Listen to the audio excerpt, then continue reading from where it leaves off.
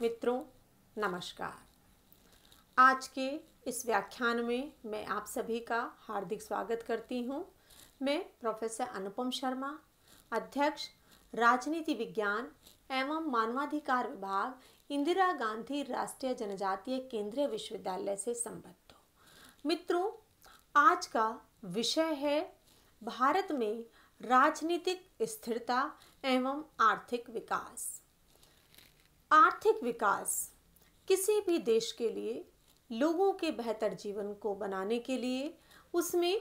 विकास की गति को प्रदान करने के लिए राजनीतिक स्थिरता की मांग करता है। अर्थात सरकार के द्वारा जो नीतियां बनाई जाएंगी उनको लागू करने के लिए सरकार में स्थायित्व होना चाहिए, क्योंकि सरकारों का समय से पूर्व चले जाना या अस्थिर होना या इस तरीके की गठबंधन की सरकारें जो अवसरवादिता के ऊपर चलती हैं, वो उस राजनीतिक स्थिरता को प्रदान नहीं कर पाती जो आर्थिक विकास के लिए आवश्यक होता है। भारत के संदर्भों में बात करें तो भारत में पिछले लंबे समय से जो केंद्र में और राज्यों में भी अस्थिर सरकारें या गठबंधन की सरकारें रही हैं, उन्होंने भारत में आर्थिक विकास की जो गति है उसकी तीव्रता जिसकी अपेक्षा की जाती है उससे कम रही है। परंतु पिछले अगर हम दशक की बात करें तो जो भारत में आर्थिक स्थिरता के परिणाम स्वरूप जो आर्थिक विकास हो रहा है, राजनीतिक स्थिरता के परिणाम स्वरूप जो परिवर्तन आ रहे हैं, जो सरकार के द्वारा निर्णय लिए जा रहे हैं, उसका प्रभाव निश्चित रूप से और बहुत ही स्पष्ट आंकड़ों की दृष्टि से देखा और समझा जा सकता है। भारत में राजनीतिक स्थिरता के परिणाम स्वरूप जहां नेतृत्व न केवल देश में मजबूत नेतृत्व प्रदान कर रहा है, केंद्र में स्पष्ट बहुमत की सरकार जहां पर है, यद्यपि यह भी दूसरे अर्थों में गठबंधन की सरकार है, उसके पश्चात भी जो रूलिंग पार्टी है वह बहुमत में है संसद में, तो इस दृष्टि से जो बहुमत की सरकार है, राज्यों में भी अगर बहुत सारे राज्यों की हम बात करें तो वहाँ भी स्थिर सरकारें देखने को मिलती हैं। तो ये जो मजबूत नेतृत्व है, यह एक ऐसी नीतियों को बनाता है या एक ऐसा अंतर्राष्ट्रीय फलक पर भी अपनी एक अलग पहचान बनाता है, जिसके लिए कि भारत दूसरे देशों के लिए पूंजी निवेश का एक बेहतर विकल्प उभर कर सामने आता है। स्थिर सरकारों के माध्यम से जहां निर्णय लेने में सरलता होती है, जहां पर मजबूत निर्णय लिए जाते हैं, जहां पर आवश्यकता के अनुसार अपने लोगों की अपेक्षाओं के अनुसार देश की परिस्थितियों को दृष्टिगत रखते हुए जो निर्णय लिए जाते हैं, वो निश्चित रूप से वो निर्णय होते हैं जो परिणाम या जिनके परिणाम बहुत ही सारगर्भित या सकारात्मक आते हैं। भारत क्षेत्रीय एवं अंतर्राष्ट्रीय स्तर पर एक प्रमुख शक्ति के रूप में उभर रहा है। यह शक्ति उसको जो राजनीतिक नेतृत्व के द्वारा प्रदान की जा रही है वह और भी महत्वपूर्ण हो जाती है कि न केवल भारत में आंतरिक रूप से स्थिर सरकार है, बल्कि अंतर्राष्ट्रीय स्तर पर भी इस स्थिर सरकार का परिणाम स्पष्ट रूप से देखा जा सकता है कि वह आज सभी देशों के साथ बेहतर संबंध बनाने में बना रहा है और उससे वो देश भी और भारत भी लाभान्वित हो रहा है। भारत की जो एक इमेज है अंतर्राष्ट्रीय स्तर पर, वो अंतर्राष्ट्रीय नियमों को मानने वाली है। वह चाहे वो अंतर्राष्ट्रीय संगठन है या अंतर्राष्ट्रीय राजनीति की जो सिद्धांत हैं, विदेश नीति के जो सिद्धांत हैं, उनका पालन करता है, उन पर चलता है, उन मूल्यों पर विश्वास करता है। तो भारत की जो ये छवि है उसे अंतर्राष्ट्रीय फलक पर एक विशिष्टता प्रदान करती है और इसी का परिणाम है कि जो भारत विभिन्न संगठनों में या अंतर्राष्ट्रीय स्तर पर जाना जाता है, उसी भूमिका के कारण वो जाना जाता है, पहचाना जाता है। आज भारत जहां पर अफ्रीका के छोटे देश रवांडा, युगांडा और ऐसे देश जहां पर भारत के लंबे समय से राजनीतिक और आर्थिक संबंध शिथिल बने हुए थे, फिलिस्तीन, इजराइल, यूएई और भी अन्य ऐसे देश हैं जहां पर वह उनके साथ संबंध बना रहा है, वहां पर वह महाशक्तियों के साथ, अमेरिका के साथ भी अपने व्यापार को निरंतर बढ़ा रहा है। क्षेत्रीय संगठन के रूप में जहां हमारे जो पिछले समय के दौरान, जो प्रधानमंत्री शपथ ग्रहण के दौरान जो सार्क देशों के राष्ट्राध्यक्षों को आमंत्रित करके जिस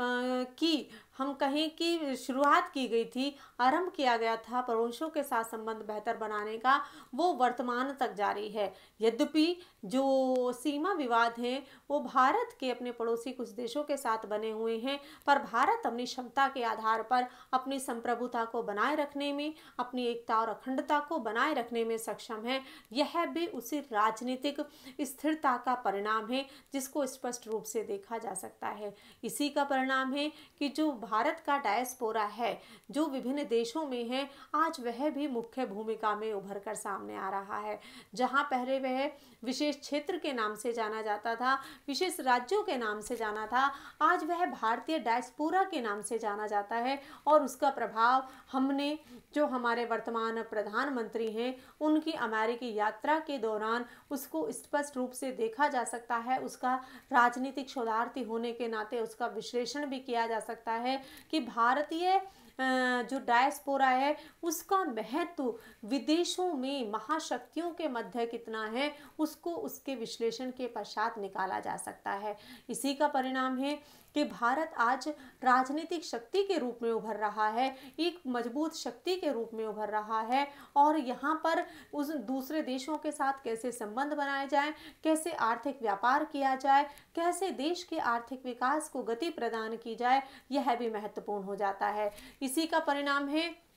कि भारत की अर्थव्यवस्था भी अब नया आकार ले रही है। वह उन आयामों को छू रही है जो भारतीय नेतृत्व के द्वारा या देश की जनता के द्वारा सरकार से जो अपेक्षा की जाती है। भारत में 1990 के दशक में जिन नवीन आर्थिक सुधारों को आरंभ किया गया था, उन्होंने जो गति पकड़ी थी, उसका परिणाम भी भारतीय अर्थव्यवस्था के ऊपर स्पष्ट रूप से देखा जा सकता है। और उसी के साथ साथ जो भारतीय जीडीपी में निरंतर वृद्धि हो रही है, वह भी उसी का परिणाम है जो भारत में स्थिर सरकारें काम कर रही हैं। भारत जहां पर 2010 में भारत 9वें स्थान पर था, वह अंतर्राष्ट्रीय रैंकिंग में अब जो उसकी 2.9 ट्रिलियन अमेरिकन डॉलर की जीडीपी है, उसके आधार पर 9वें स्थान से 5वें स्थान पर आ गया है। जहां पर विश्व के विकसित देश उन 10 रैंकिंग से नीचे हो रहे हैं, भारत उन पायदानों को अपने आर्थिक प्रयासों के माध्यम से, राजनीतिक जो कदम उठाए जा रहे हैं उनके माध्यम से निरंतर आगे बढ़ रहा है और अपना अंतर्राष्ट्रीय स्तर पर अपनी एक अलग छवि बनाकर महत्वपूर्ण अर्थव्यवस्था के रूप में उभर रहा है। इसी का परिणाम है कि जो अंतर्राष्ट्रीय मुद्रा कोष की एक रिपोर्ट है, उसके अनुसार भारत ने 2000 से 2016 के मध्य जो 16 करोड़ लोग गरीबी रेखा से नीचे रह रहे थे, उनको आर्थिक प्रयासों के परिणाम स्वरूप जो नीतियां बनाई गई हैं उनको ऊपर उठाया है। और भारत के ये प्रयास निरंतर जारी हैं। आगे आने वाले समय में जो अर्थव्यवस्था के विश्लेषक हैं, जो विद्वान हैं अंतर्राष्ट्रीय स्तर पर और राष्ट्रीय स्तर पर, उनका मानना है कि आगे आने वाले समय में भारत लगभग 2 दशकों से पूर्व ही विश्व की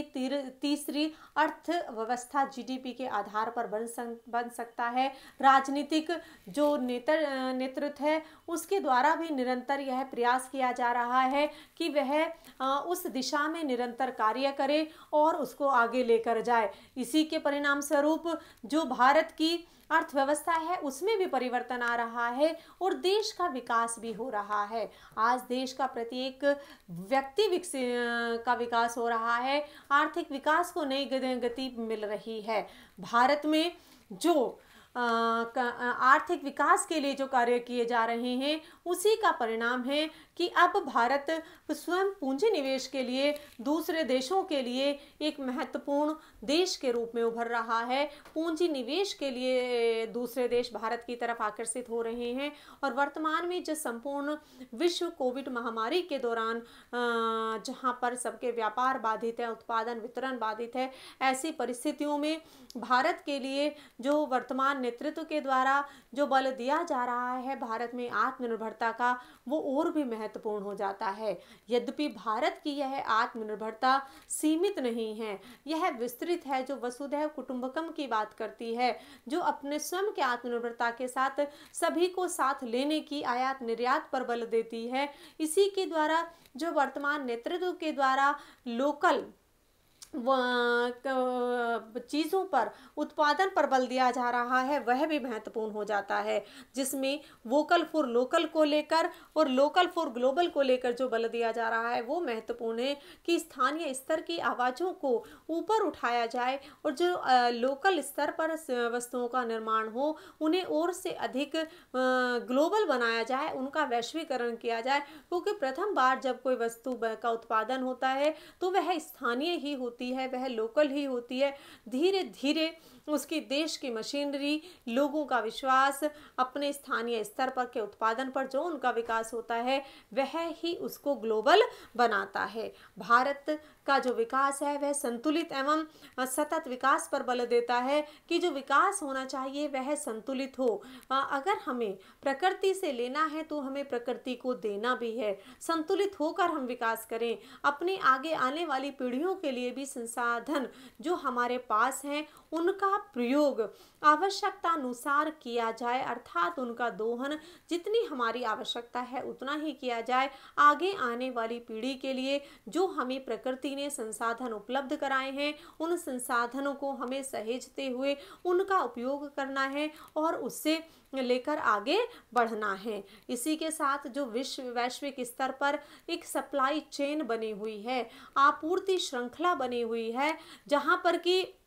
कुछ देशों का आधिपत्य उसमें है, वहाँ पर भारत को उस आपूर्ति श्रृंखला के एक महत्वपूर्ण स्थान पर लेकर आना भी वर्तमान राजनीतिक नेतृत्व का एक प्रमुख उद्देश्य है कि भारत वर्तमान परिस्थितियों में, आगे आने वाली परिस्थितियों में उस आपूर्ति श्रृंखला के रूप में कार्य कर सके और उसकी एक महत्वपूर्ण कड़ी साबित होने के कार्य कर सके। यह बहुत महत्वपूर्ण होगा। पूंजी निवेश के कारण जो देश में रोजगार के नए अवसर उपलब्ध होंगे वो निश्चित रूप से भारत की आर्थिक विकास की गति को और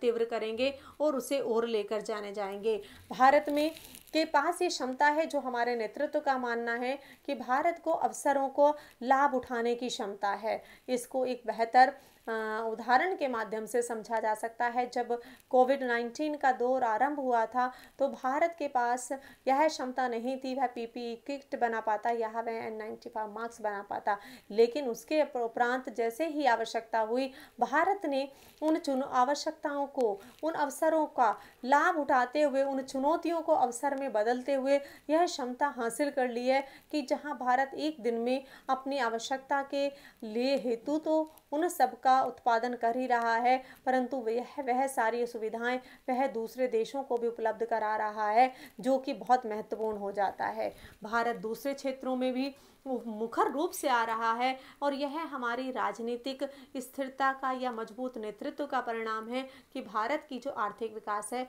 वह दिन प्रतिदिन बढ़ता जा रहा है। धन्यवाद।